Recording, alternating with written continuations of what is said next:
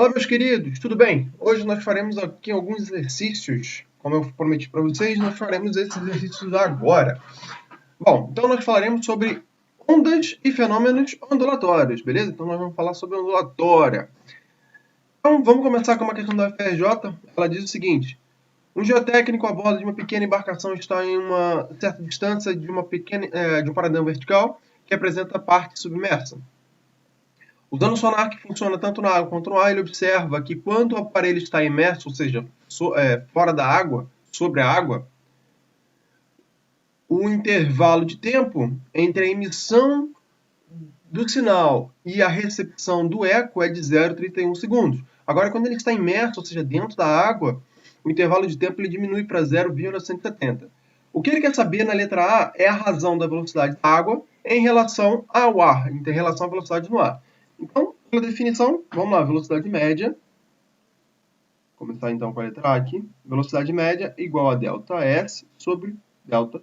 E aí o que eu vou fazer? Eu vou dividir essa aqui em duas partes.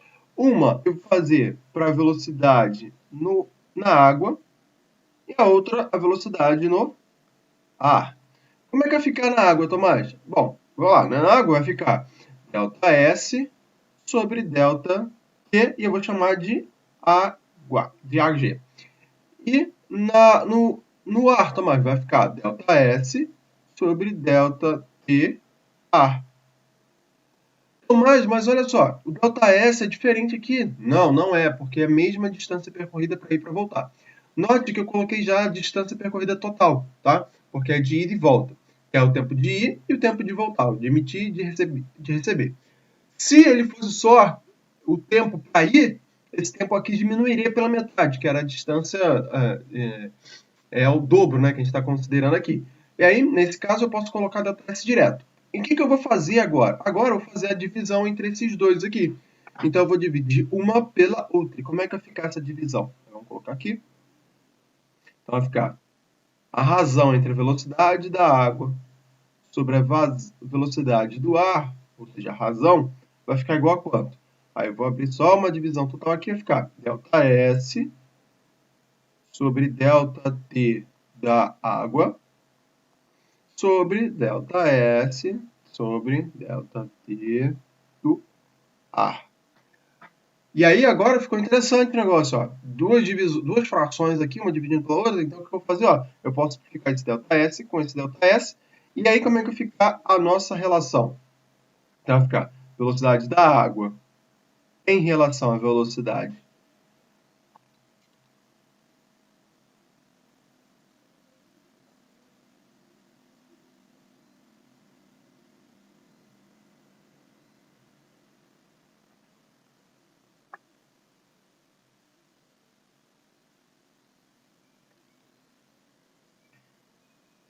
da água em relação à velocidade do ar, vai ficar como agora?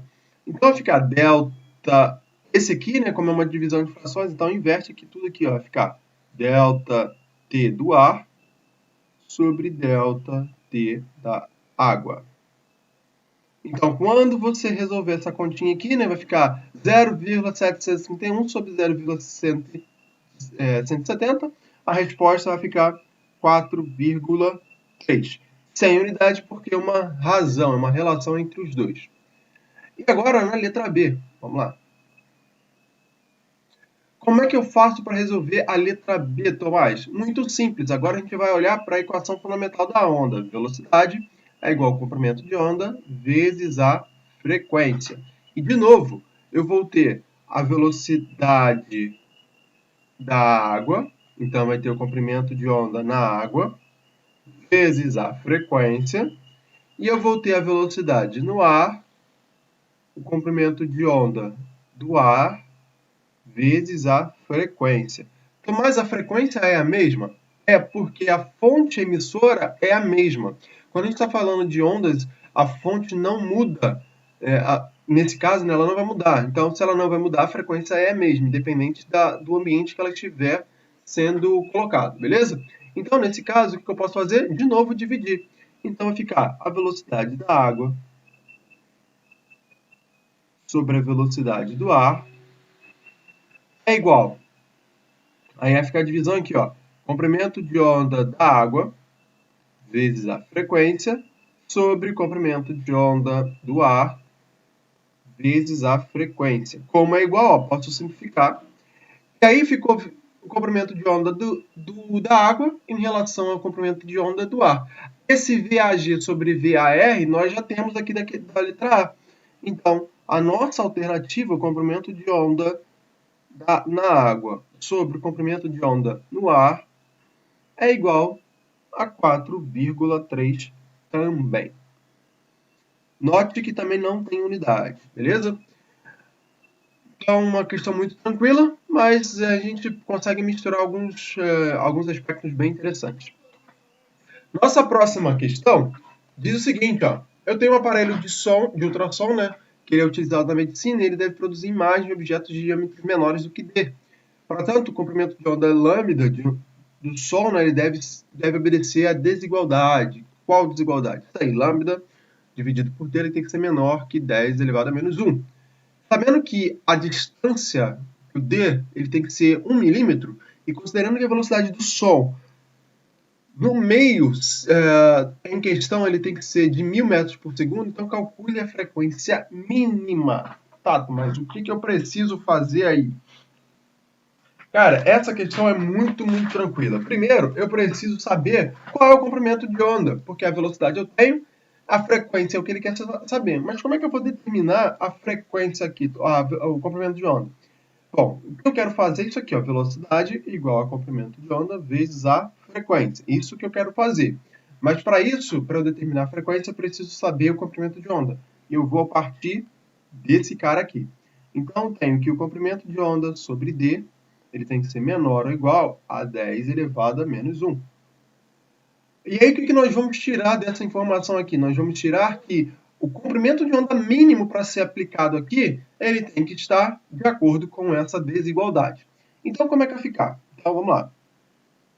Comprimento de onda, ele tem que ser menor que D vezes 10 elevado a menos 1. Vai ter que ser menor que isso daqui. Quem é a nossa distância? O nosso D, no caso. O nosso D, ele é 1 milímetro. Então, vamos lá.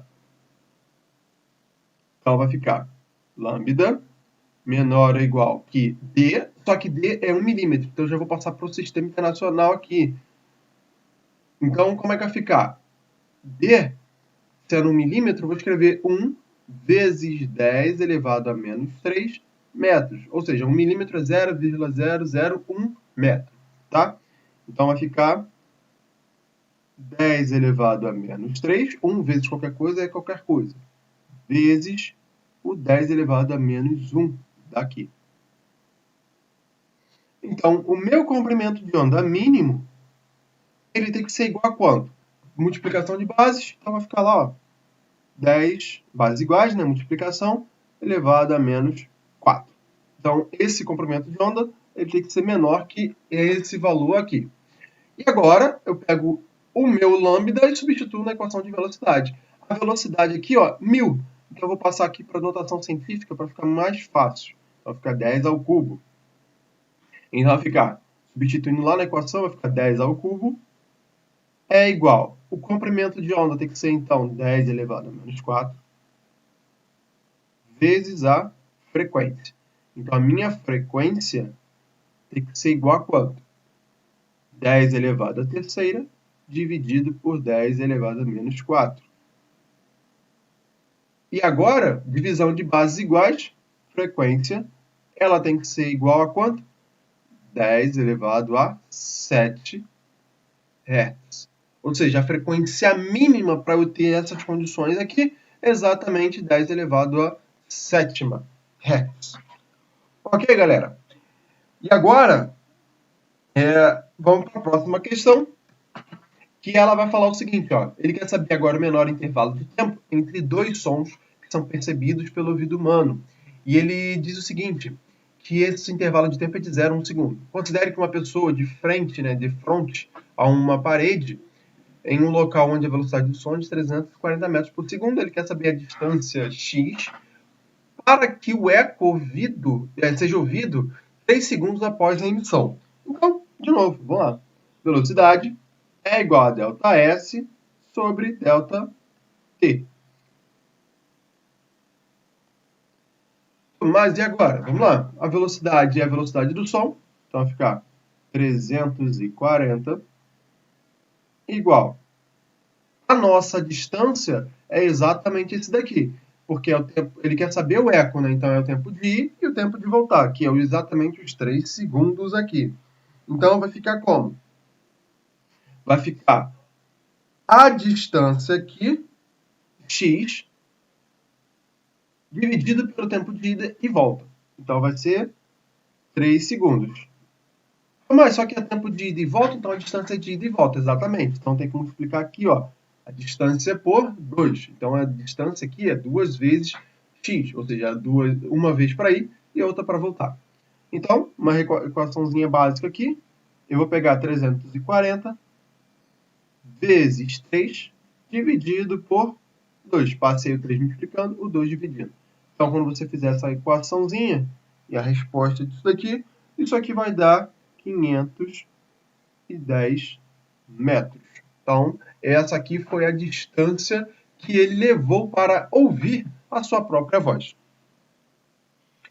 E agora, na letra B, é fácil.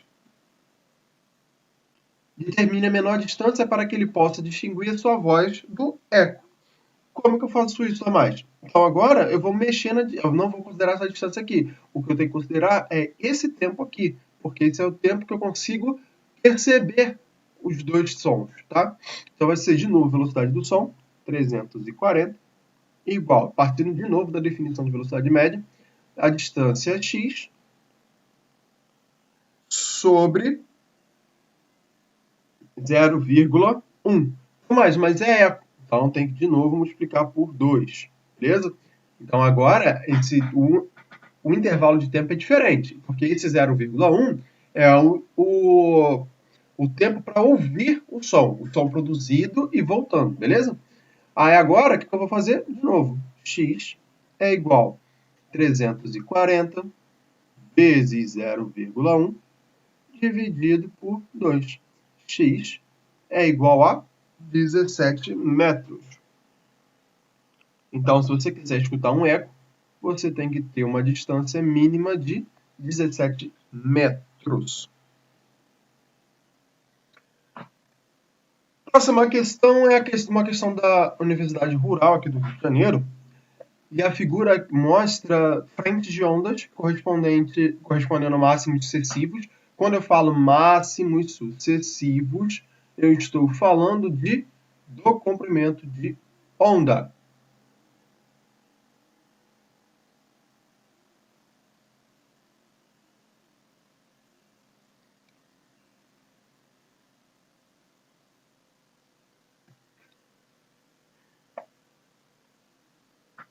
Nossa próxima questão aí, ó, outra questão da UFRJ, ela diz o seguinte: uma onda na forma de um pulso senoidal tem altura máxima de 2 centímetros e se propaga para a direita com velocidade de 1 vezes 10 elevado a 4 centímetros por segundo, no fio esticado e preso a uma parede fixa. No instante considerado inicial, a frente de onda está a 50 centímetros da parede. Determine o instante em que a superposição da onda incidente com a refletida tem a forma mostrada na figura 2, com a altura máxima de 4 centímetros. Então, mas, poxa, essa amplitude aí, tal, o que vai acontecer? Nessa questão não vai mudar em nada a sua vida. O que você precisa saber é quanto que essa onda andou, para saber, então, de fato, qual é a distância que eu vou percorrer. Se você observar aqui, ó, cada pedacinho desse aqui equivale a 10 centímetros. Então, com essa informação aqui, ela é muito útil. Por quê? Lá na definição de reflexão de ondas, você sabe que quando ela bate num ponto fixo, a fase dela muda. E como é que eu sei que nesse caso ela vai mudar? Porque, olha só, houve uma interferência de onda e essa interferência me deu uma amplitude maior. Então, essa frente de onda que estava aqui embaixo, né, esse pedacinho dessa onda que estava aqui embaixo, ela bateu na parede e inverteu o seu pulso. Então, totalizou uma amplitude maior. Então, o que eu vou fazer com essa informação? O que eu tenho especificamente? Eu tenho que A onda, quando ela chegar nesse pedaço aqui, ela vai andar esses 50 centímetros e mais 10 centímetros voltando, que é esse pedacinho para ela voltar aqui. Então, o meu deslocamento foi de exatamente 60 centímetros. Não foi somente esses 50 centímetros para ir. Então, agora o que eu vou fazer? Preciso utilizar V igual a lambda F? Sim, você pode ir por esse caminho, V igual a comprimento, V igual a lambda F, né? Padrão. Só que aqui eu não estou te dando nenhuma informação de frequência, então eu vou pela definição de velocidade média, ΔS sobre ΔT. De novo, então fica a velocidade equivale a 10 elevado a 4 centímetros. Mas eu preciso me preocupar com as unidades aqui? Não. Porque se aqui está em centímetro, aqui está em centímetro, então você pode calcular tudo em centímetro. Igual. Aí agora nós vamos utilizar a distância, que é esse aqui, 60 centímetros, sobre intervalo de tempo, que é o que eu quero saber, ΔT. Como eu disse para você, não preciso me preocupar com as unidades, porque nesse caso é centímetro por segundo, aqui é centímetro, então no final vai dar segundo, tá? Então aqui, vamos lá, ΔT é igual, passando para lá dividindo, multiplicando, então vou ter 60 dividido por 10 elevado a quarta. E aí, essa informação aqui nos vai dar o quê? Isso vai dar 6 vezes 10 elevado a menos 3 segundos. Então, esse tempo necessário para a onda ir e ela voltar só um pedacinho aqui.